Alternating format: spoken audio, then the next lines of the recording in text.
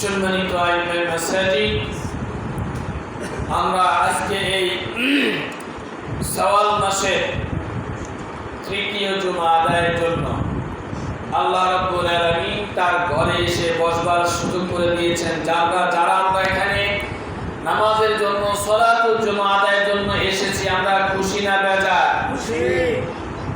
এই পাঁচটা বলো না, খুশি না বেজার? খুশি। আলহামদুলিল্লাহ খুশি। যেহেতু আল্লাহ আমাদের খুশি করেছেন, আল্লাহর ইবাদতে মশগুল রাখার সুযোগ করে দিয়েছেন, থাকার সুযোগ করে দিয়েছেন, আমরা সেই মনিবের দরবারে যদি খুশি হয়ে থাকি তাহলে সকলের হৃদয়ের স্থল থেকে তার প্রশংসা জ্ঞাপনার্থে করি আলহামদুলিল্লাহ। শত সহস্রবার দরুদ ও সালাম বর্ষিত হোক আমাদের নবী, আমাদের রাসূল জনাব মুহাম্মদুর রাসূলুল্লাহ সাল্লাল্লাহু আলাইহি ওয়াসাল্লাম। সম্মানিত আইমাই মাসাজিদ,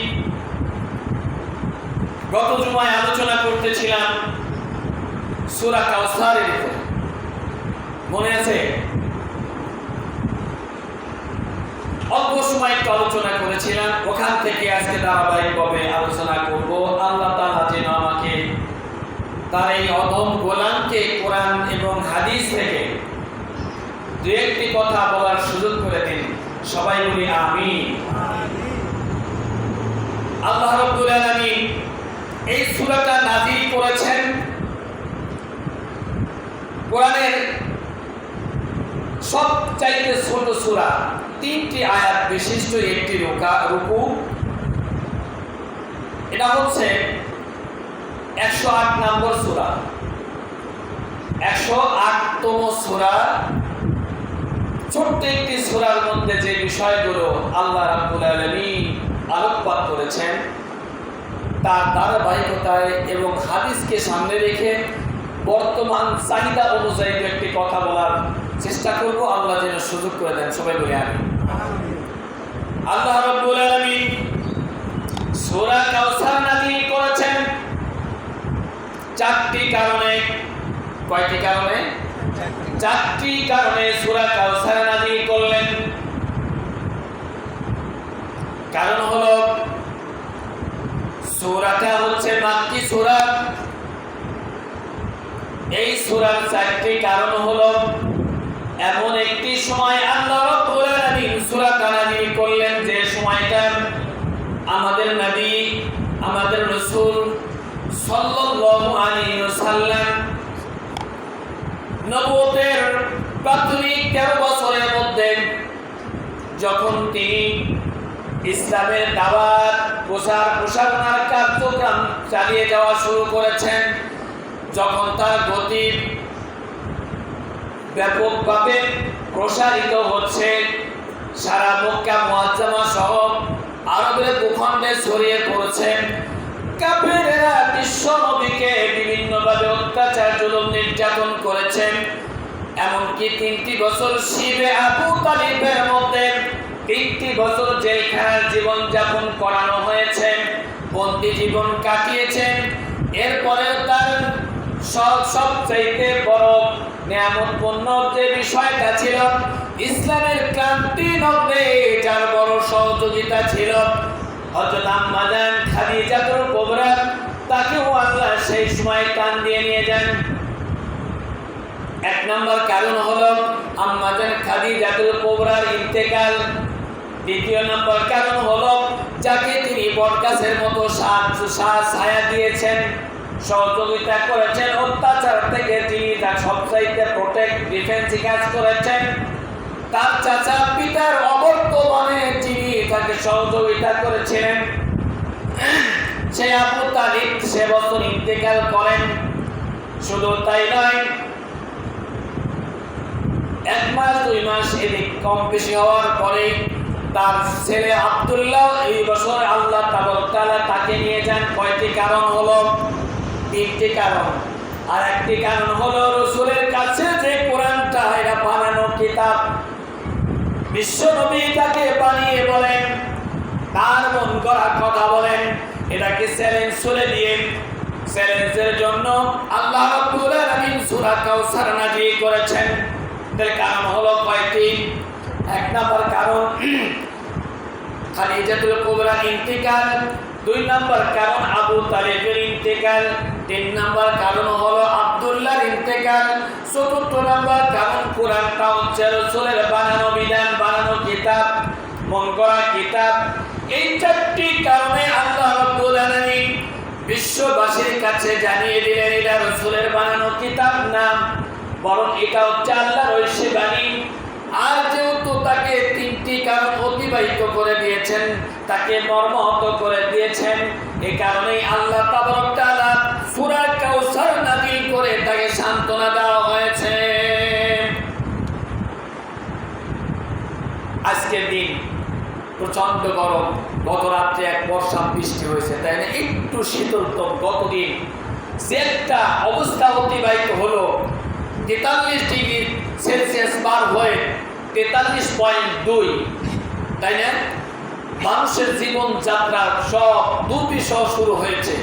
তাও কি রকম ভাবে সূর্যটা 12টা মুখ উপর দিকে রাখা আছে, নিচের দিকে দেওয়া হয় নাই। তার 9 কোটি 13 লক্ষ মাইল দূরে থেকে তাপ দিচ্ছে পিছন দিক থেকে।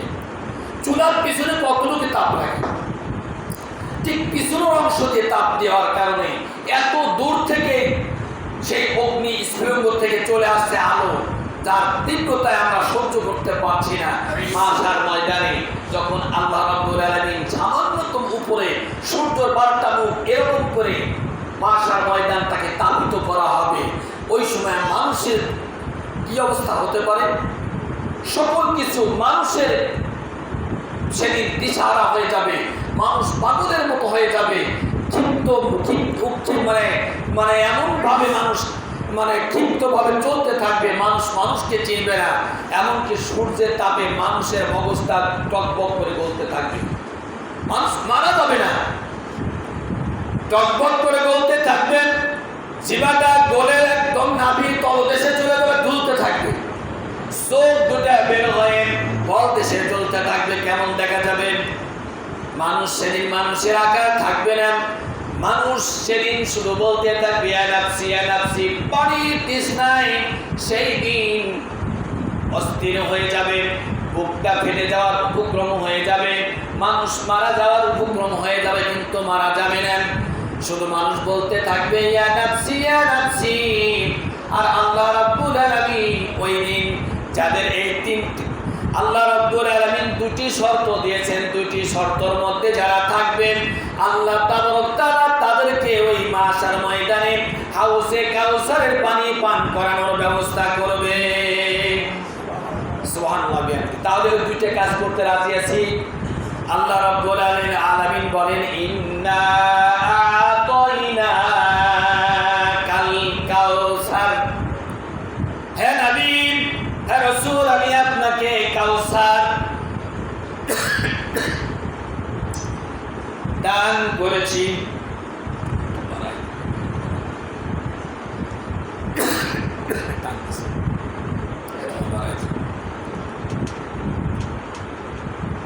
আমি আপনাকে কাউসার দান করেছি। কাউসারটা কি?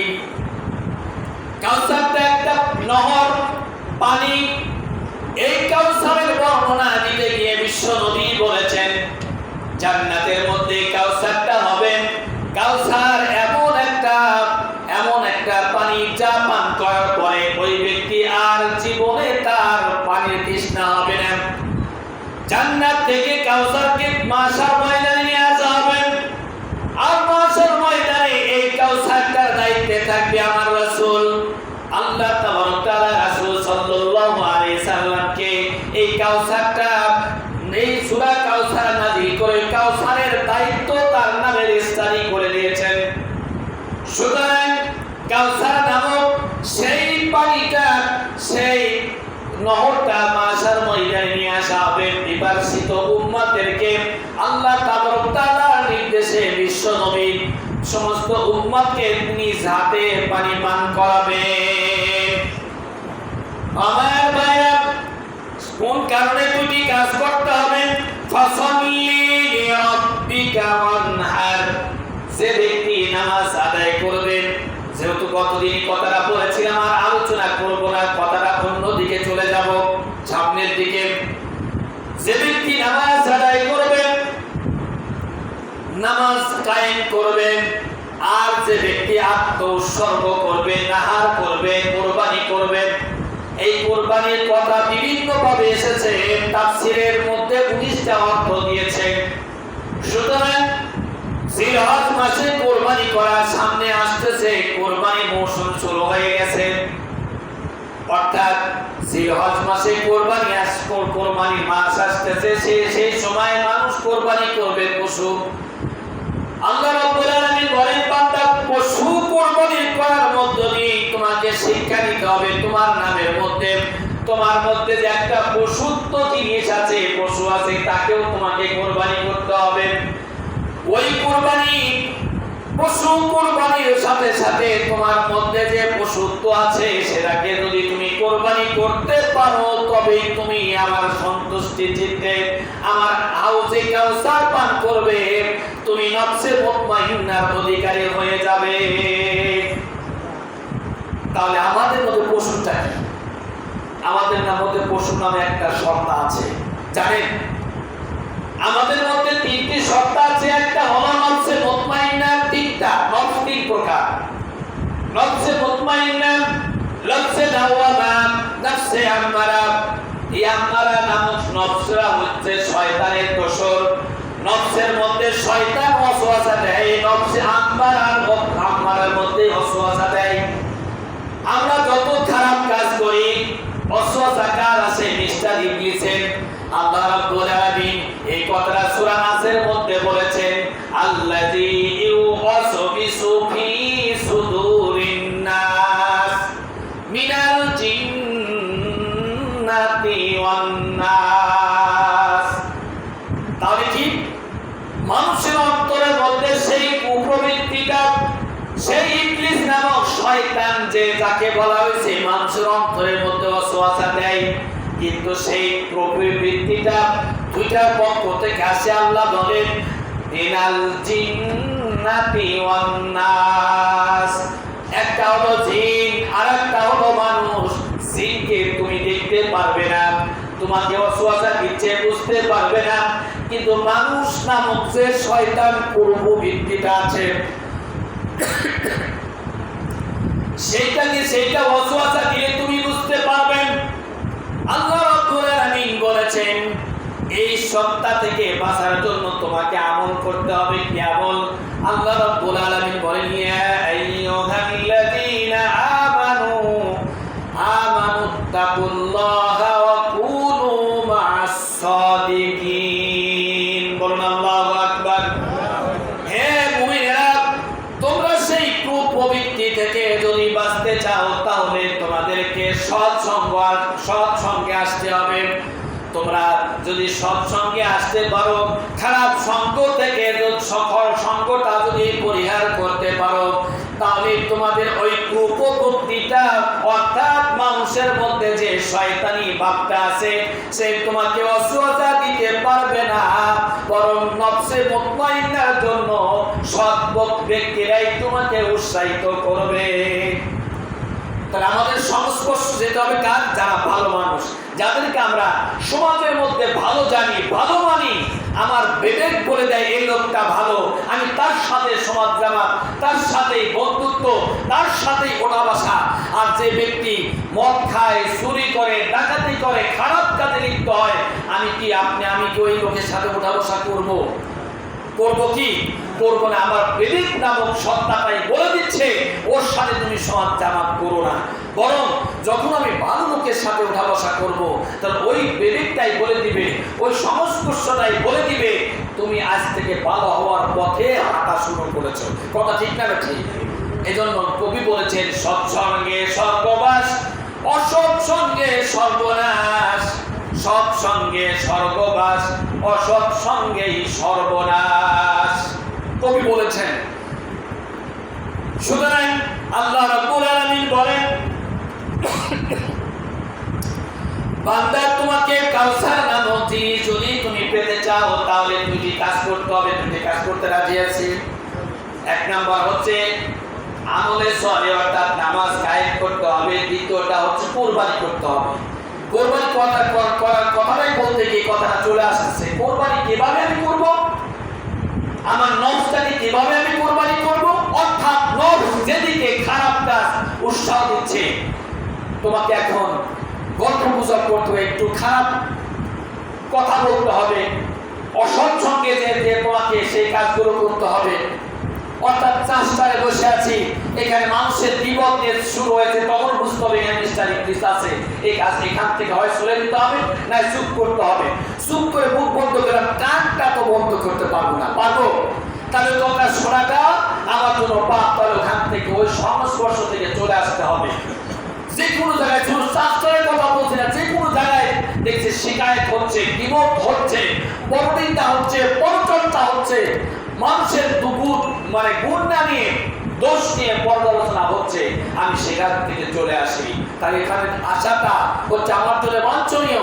যদি ওই কথার সাথে আমি লেগে যাই, আমিও যদি একটা কথা বলি আর শুনি, তাহলে বুঝতে হবে আমার অন্তরের মধ্যে অসহসা দিচ্ছে কে?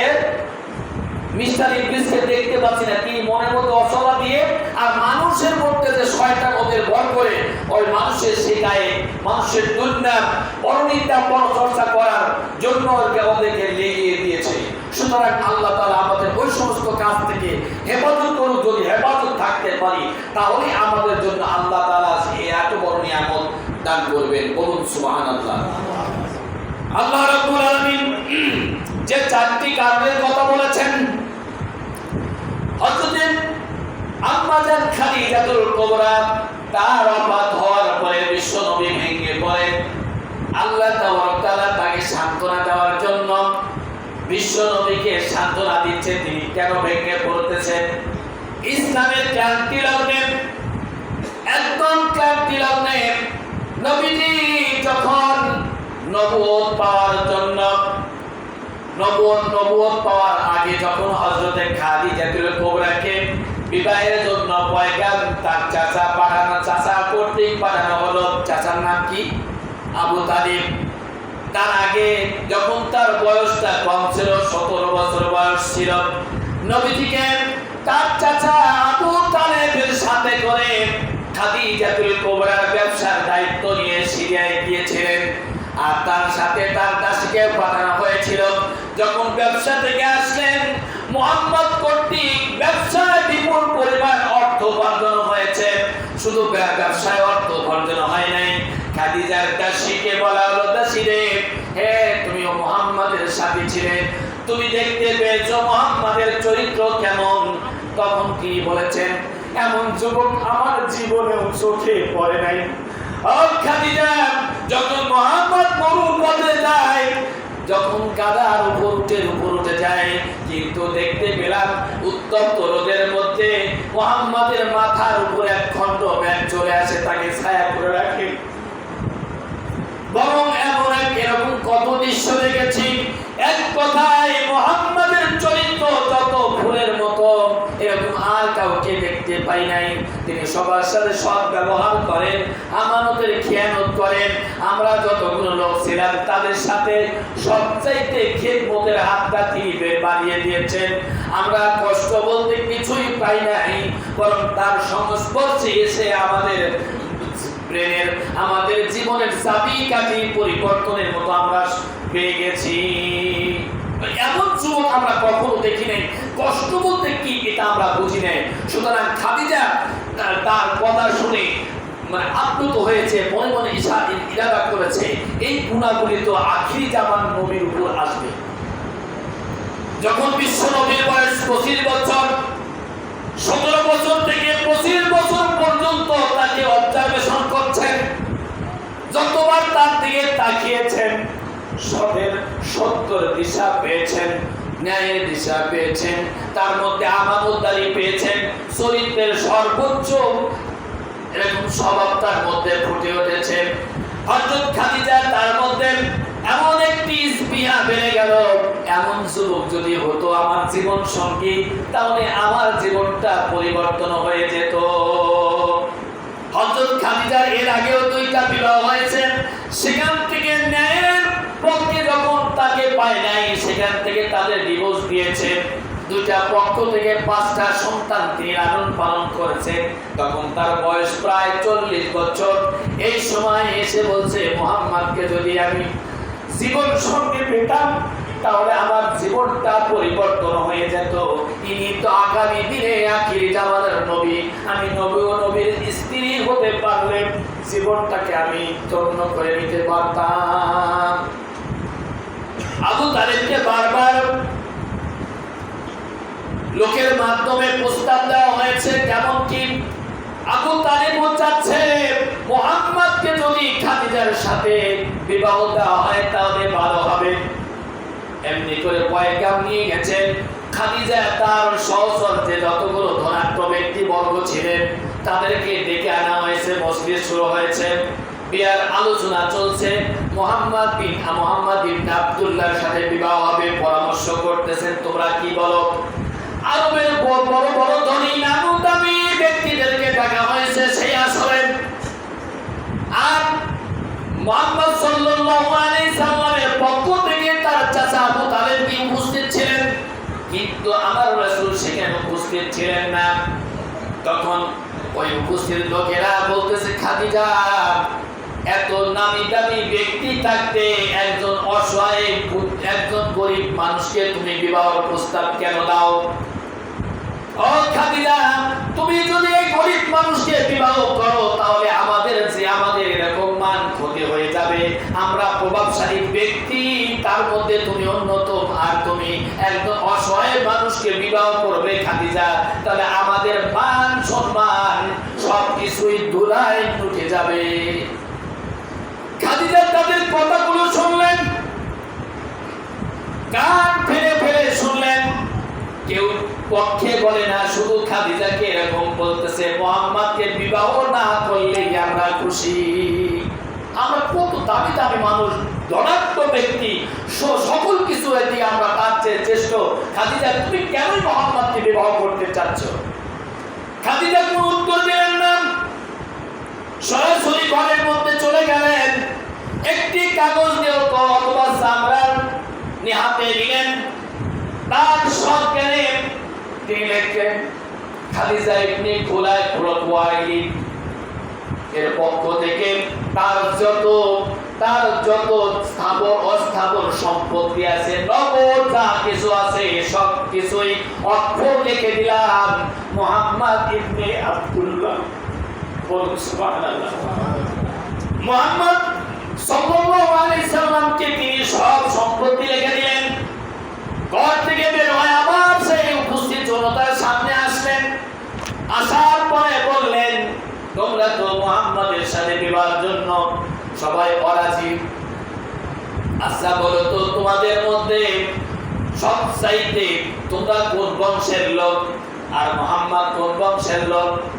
বংশ কৌলিন্যের দিক থেকে কে তোমাদের মধ্যে শ্রেষ্ঠ? সকল লোক সেদিন এক বাক্যে বলল, আমাদের বংশের চাইতে মুহাম্মদের বংশ শ্রেষ্ঠ।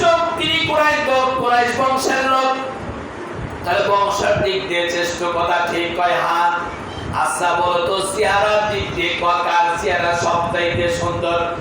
সকল মানুষ এক বাক্যে বলল, মুহাম্মদের চেহারা সবচাইতে বেশি সুন্দর, তার চেহারার সাথে কারোর চেহারার মিল নাই। অতএব চেহারা যদি বিবেচনা করা যায়, মুহাম্মাদের সাথে চেহারার কারণে এত সুন্দর হতে পারে না। মুহাম্মাদের চেহারা আমাদের চাইতে সবচাইতে শ্রেষ্ঠ। তারপরে প্রশ্ন করা হলো, শ্রেষ্ঠত্ব কার বলো? তার চরিত্রের দিক দিয়ে কার চরিত্র তাদের মধ্যে ভালো? বলতে গিয়ে তারা বলল, মুহাম্মাদের চরিত্র আমাদের চাইতে ভালো, কারণ তার চরিত্র ভালো হওয়ার কারণেই আরব ভূখণ্ডের আমরা তাকে নাম দিয়েছি আল আমিন। সুবহানাল্লাহ। তার চরিত্র ভালো, তার বলতো তার ব্যবসায়ী নীতি কেমন, তখন সেখানেও তিনি শ্রেষ্ঠ। আম্মা জান খাদিজাতুল কুবরা বললেন, ও যুবকেরা শুনে নাও, শুনে নাও, তাহলে বংশের দিক থেকে মুহাম্মদ শ্রেষ্ঠ, সৌন্দর্যের দিক দিয়ে মুহাম্মদ শ্রেষ্ঠ, আমানতের দিক দিয়ে শ্রেষ্ঠ, ব্যবসায়িক ক্ষেত্রেও তিনি শ্রেষ্ঠ। শুধু তার দুর্বলতার দিকটা হলো তিনি একজন গরিব অসহায় যুবক, তার বংশ তার এরকম অর্থ করি নাই। এইটার কারণে তোমরা আজকে প্রতিবন্ধকতা করছো, বাধা দিচ্ছ। নাও নাও দেখে নাও। তখন যুবকদের কাছে উপস্থিত জনতার সামনে তার লিখিত দলিলটা সবার সামনে পেশ করে দেয়। যখন দেখতে পেলাম খাদিজার সমস্ত স্থাবর সম্পত্তি মুহাম্মদ ইবনে আব্দুল্লাহ নামে লিখে দিয়েছেন, তখন তিনি বললেন, আর উপস্থিত জনতা সাক্ষী থাকো, এখন বলো তো তোমাদের মধ্যে সকল দিক দিয়ে সবচাইতে শ্রেষ্ঠত্ব কে? সকল মানুষ উপস্থিত যারা ছিলেন বললেন, সকল দিক দিয়ে বিবেচনা করে এখন দেখা যাচ্ছে সব দিক দিয়ে মুহাম্মদ শ্রেষ্ঠ। সে কি আর গরিব আছে? কয় না। এখন কিন্তু খাদিজা বিবাহ করেন নাই, বিশ্ব নবীর জন্য, ইসলামের জন্য সব কিছু তিনি কোরবানি করে দিলেন। একদিন রাতে নবুয়ত পায় নাই, ইশার নামাজের পর রাতে এসে দেখতে পেলেন আল্লাহ নবী বলেন, খাদিজা রে, আমার তো আর ভালো লাগে না, আমার সংসার ভালো লাগে না, আমাকে একাকী থাকতে মনে চায়। ও খাদিজা, তোমাকেও আমার ভালো লাগে না, আমি যদি একাকী কোথায় চলে যাই? খাদিজা বলতেছেন, বিবাহ করেছি আজ 14টা বছর অতিবাহিত হয়ে গেল, সন্তানাদি জন্ম হলো, মানুষ করতেছি, সবকিছুই করলাম, যার কারণে আমি বিবাহ করলাম সেটাই তাকিয়েছিলাম। কারণ হচ্ছে খাদিজা ইঞ্জিনের ইঞ্জিল কিতাবের পারদর্শী ছিলেন, জাবুর কিতাবের পারদর্শী ছিলেন, তাওরাত কিতাবের পারদর্শী ছিলেন, কারণ তিনি ছিলেন একজন শিক্ষিতা নারী। সেই কিতাব পুরোর মধ্যে আছে নবুয়তের আলামতটা কি হবে সব তিনি জানতে পেরেছিলেন। কিন্তু 14টা বছর অতিবাহিত হচ্ছে, দাওয়াত এরকম চলে যাচ্ছে, তখনও তিনি নবী হয় নাই। নবুয়তের আলামত হলো যখন তিনি একাকী থাকবেন, সেই সময়টাই নবুয়তের আলামত। আল্লাহর নবী কথা বললেন, খাদিজা বললেন, স্বামী গো, আপনি যদি আমাকে না ভালো লাগে, কাউকে ভালো না লাগে, আপনি যেখানে খুশি চলে যান, যেখানে গেলে আপনার ভালো লাগে সেখানে আপনি চলে যান। আর আমাদের স্ত্রীরা কি বলতো, কার সাথে কি করতেছো, তাই না? কত কথাই বলতো। আর খাদিজা কি দয়া, কি উদারতা, স্বামীর ভালোবাসা তিনি বুঝতে পেরেছেন। আমার স্বামী, তার চরিত্র কেমন, তার চরিত্র নিয়ে সন্দেহ নাই, তিনি কোথায় যাচ্ছেন। আমার মনে হয় সেই মাইক্রোফোন সময় চলে আসছে, গনিয়ে আসছে, এখনই নবুয়তের আভাস পাওয়া যাচ্ছে, হয়তো আমি এখন রাসূলের স্ত্রী হব, সুতরাং সেই সময়টাই এসে গেছে, স্বামী আপনি চলে যান। তবে আপনার কাছে একটা দাবি, স্বামী কোথায় যান একটু বলে যান, আমি হতভাগী এই খাদিজা যেন আপনার কাছে সময় সময় দেখা করতে পারি। বলুন সুবহানাল্লাহ। কি উদার, কি স্বামীর ভালোবাসা। খাদিজা বললেন, স্বামী আপনি চলে যাবেন, অসুবিধা নেই, আপনি আমাকে বলে দিবেন আমি কোথায় যাচ্ছি, এতটুকু যদি ইনফরমেশন দেন গো স্বামী, আমি খুশি। আল্লাহর নবী নবুয়ত পাওয়ার পূর্ব মুহূর্তে তিনি মক্কা থেকে সেই হীরা গুহা জাবালে নূর 3.5 মাইল দূরে অবস্থিত। এখন কি সেই সময়? এখন 3.5 মাইল যাওয়া লাগে মাত্র 5 মিনিট, কি ভাই, তাই না? আরে কত উঁচু, 3,500 ফিট উঁচু পাহাড়। এখন সিঁড়ি আছে ভাই, সিঁড়ি আছে না, ওঠার সিঁড়ি আছে। সে সময় সিঁড়ি ছিল না, পাহাড়টা খারাপ, জাবালের চূড়টা পাহাড়টা দেওয়া, অনেক উঠতে সময় অনেক বেশি লাগে, কিন্তু খারাপ নয়। যেখানে রাসূল আত্মগোপন করেছিলেন সেটা অনেক উঁচু, কিন্তু সেটা উঠতে কষ্ট হলেও, সময় বেশি লাগলেও অত কষ্ট হয় না। কিন্তু জাবালে লুকটা হচ্ছে খারাপ, আবার উত্তর উপরে আবার নিচে নেমে এসে তারপরে যেখানে ধ্যান করতেন সেখানে পাওয়া যাবে। অনেক কাজকুজ করে যেতে হয়, সরাসরি যাওয়ার সুযোগ নেই, বাঁকা হয়ে যায়। আমি তো সেই কোন মানুষ, এরপরে যেতে গেলে মনে বেশি মনে বুকটায় আটকে যাবে, কিন্তু আস্তে করে চলে যাচ্ছি, কোনো অসুবিধা হয়নি। সুবহানাল্লাহ, কি মজার জায়গা। মনে হচ্ছে পাথরে আটকে গেলাম, কি ভাই, এটা ঠিক না? আটকে যাচ্ছি, মনে হয় যাচ্ছি, কিন্তু আস্তে করে চলে যায়। মোটা মানুষ চলে যাচ্ছে, কিন্তু মনে হয় না মোটা মানুষটা চলে যেতে পারবে। আল্লাহর কুদরত সেখানে বিরাজমান। বলুন সুবহানাল্লাহ। আল্লাহ যেখানে বসেছেন সে জায়গা থেকে বাইতুল্লাহ দেখা যায়। একদম স্পষ্ট এমন একটা জায়গা বেছে নিয়েছেন যে জায়গা থেকে বাইতুল্লাহ দেখা যায়। কবি বলেন আম্মা জান খাদিজাতুল কুবরা এই ৩৫০০ ফিট উঁচুতে উঠতেন। কবির ভাষায় কবি বলেছেন এটা তো স্বাভাবিকভাবে তিনি ওঠেন নাই। যখন খাদিজা যখন পাহাড়ের পাদদেশে গেছে, আল্লাহ তাবারক তাআলা এই পাহাড়টাকে নিজ সমতল ভূমিতে পরিণত করে দেওয়ার কারণে খাদিজা দ্রুত উঠতে পেরেছে। কবি বলেন না না না, খাদিজার যে ভালোবাসা ছিল আল্লাহর নবীর প্রতি, আল্লাহর প্রতি প্রেম ভালোবাসা, রাসূলের প্রতি ভক্তি যে ছিল, এই ভালোবাসার কাছে এত উঁচু পাহাড় যদি ৩৫০০ ফিট উঁচু হয়, আর খাদিজার ভালোবাসা ছিল তার চাইতে ১০ গুণ। এই ভালোবাসার টানে তিনি উঠে গেছে পাহাড় ৩৫০০ ফিট উঁচু, তার কাছে মনে হয় নাই এটা ভালোবাসার টানে উঠে চলে গেছে। সম্মানিত বন্ধুগণ, যে নবীর কাছে ওহী প্রেরণ হবে আর খাদিজাতুল কুবরা ২ দিন ৩ দিন ৪ দিনের খাবার নিয়ে তিনি উঠে যেতেন, মশক করতে পানি নিয়ে যেতেন, শুকনা খাবার খেজুর নিয়ে যেতেন, এরকম জব নিয়ে যেতেন, ছাতু নিয়ে যেতেন, যে আল্লাহর নবীকে যথার সময় খাবারের ব্যবস্থা করতেন। এই নারী, এই বয়সী নারী আল্লাহ তাবারক তাআলার ডাকেও সাড়া দিয়েছেন, আর কোনোভাবেই তার সান্ত্বনা দেওয়ার মতো আর কেউ নাই। তাহলে যে নারী, যে মহিলা, যে স্ত্রী দীর্ঘ এতদিন সংসার করেছে, নবুয়ত প্রাপ্ত হচ্ছে, তার ভালোবাসার কাছে সবকিছু তুচ্ছ। আল্লাহর নবীর প্রেম ভালোবাসায় তিনি ব্যাকুল থাকতেন, যাকে কষ্ট দিতেন না, যাকে এক যাত্রা পরিমাণ কষ্ট তার মধ্যে আসতো না। সারাদিন না খেয়ে না দিয়ে তারপরে স্বামীর জন্য সবসময় উৎকণ্ঠা থাকতেন।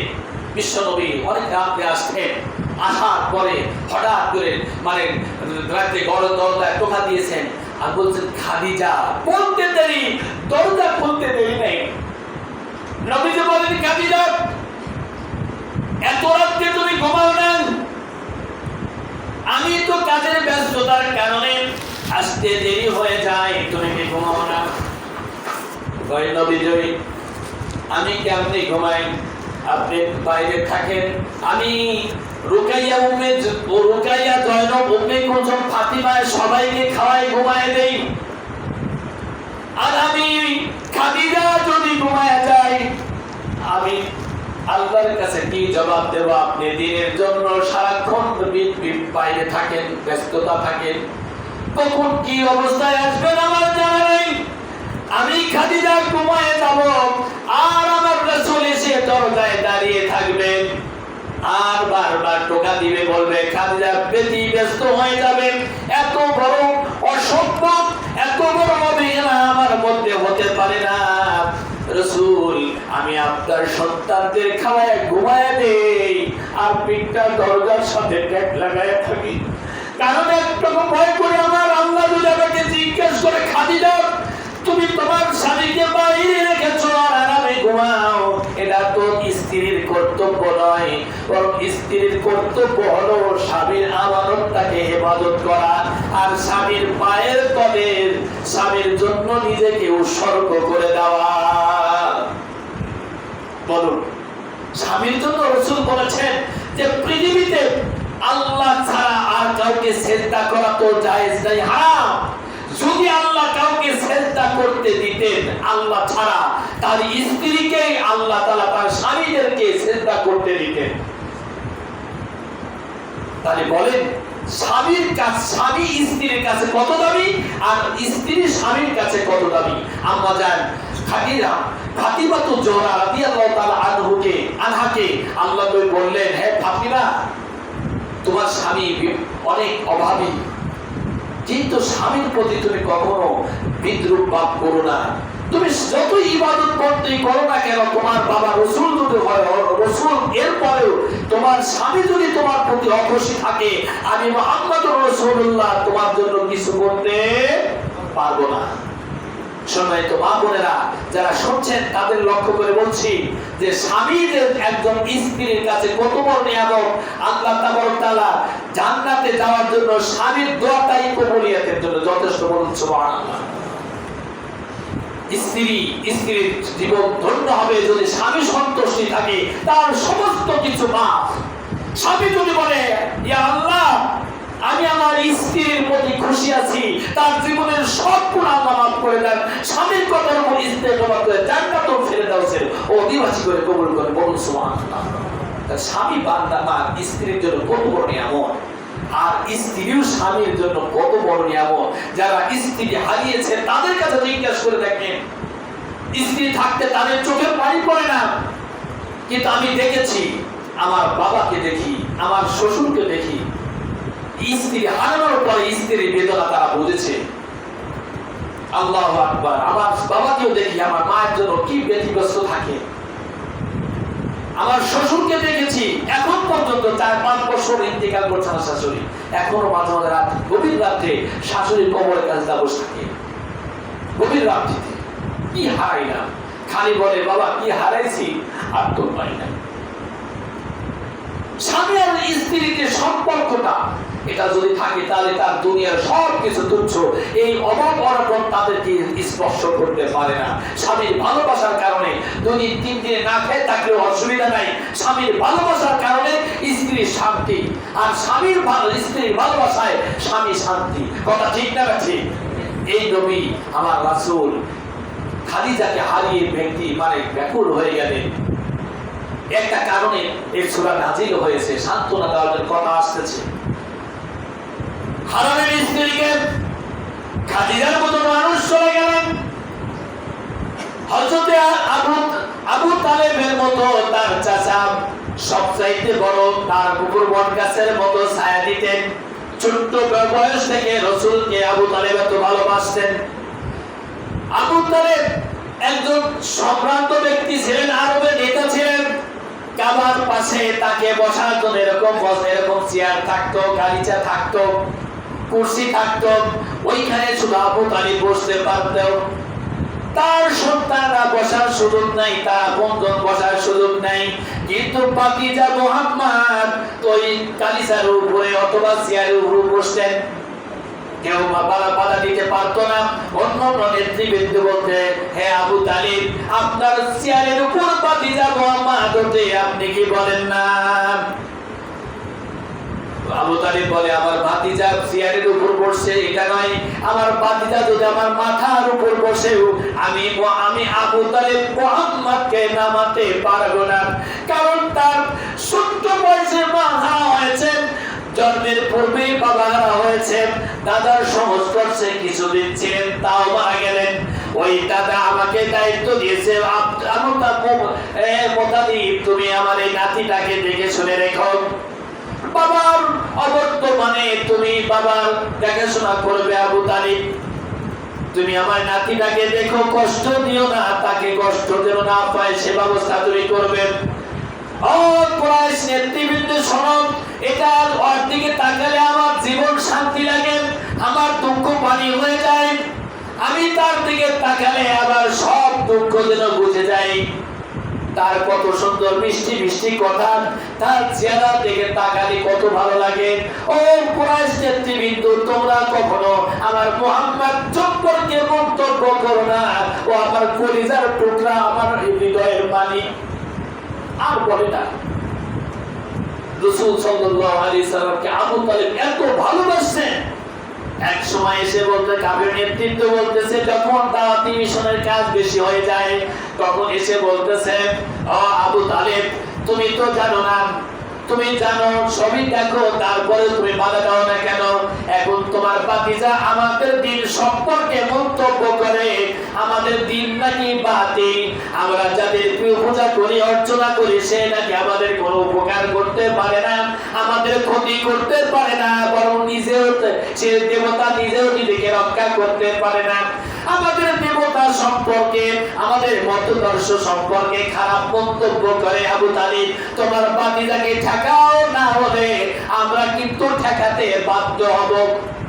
কথার কড়া ভাষায় বলতেছে, আবু তালিব বলতেছে, ও কুরাইশ নেতৃবৃন্দরা, শুনে রাখো, আমি মুহাম্মাদের দ্বীনকে গ্রহণ করি নাই, কথা ঠিক, কিন্তু আমার ভাতিজার উপর যদি তোমরা চোখ গরম করো, কোন রকম একটু কষ্ট দাও, আমি আবু তালিব থাকতে তোমরা দিতে পারবে না, আর যারাই দিতে আসবে আমিও কিন্তু তাদের ছাড়বো না। সেই আবু তালিবও চলে গেলেন। শেষে সব সন্তানও চলে গেছে। আব্দুল্লাহ, মা মারা সন্তান, খাদিজা চলে গেছে, এতিম সন্তান, কেউ 2 মাস পরে চলে গেলেন।